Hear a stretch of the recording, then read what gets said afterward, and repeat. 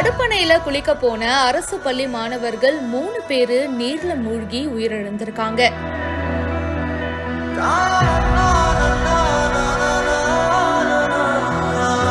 கோவை காருண்யா நகர் கோவில்பதி கிராமம் முண்டாந்துறை ஆறு தடுப்பணையில குளிக்கிறதுக்காக பச்சாபாளையம் திருவள்ளுவர் காலனியை சேர்ந்த தீத்திப்பாளையம் அரசு மேல்நிலைப் பள்ளி 12ஆம் வகுப்பு மாணவர்கள் பிரவீன், கவின், தக்ஷன் மற்றும் சஞ்சய் இந்த 4 பேரும் குளிக்க போயிருக்காங்க.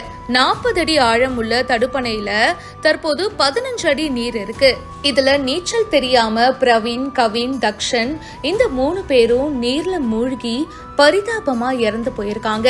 இத பத்தி காவல்துறை மற்றும் தீயணைப்பு மீட்புத் துறையினருக்கு தகவல் தெரிவிக்கப்பட்டுச்சு.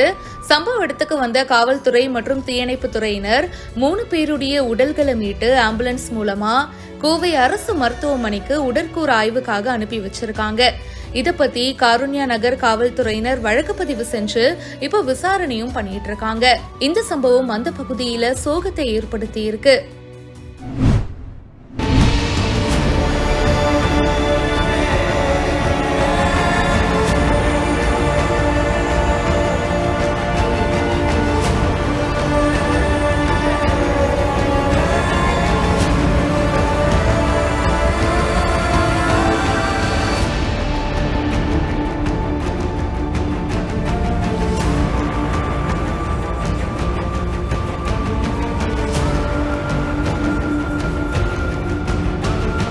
தென்னை மரங்களை ஏத்திக்கிட்டு வந்த டெம்போ திடீர்னு டயர் வெடிச்சு சாலை நடுவுல தலை குப்பர அடிச்சு கவிழ்ந்து விபத்துக்குள்ளானது பலரையுமே பரபரப்புக்குள்ளாக்கி இருக்கு.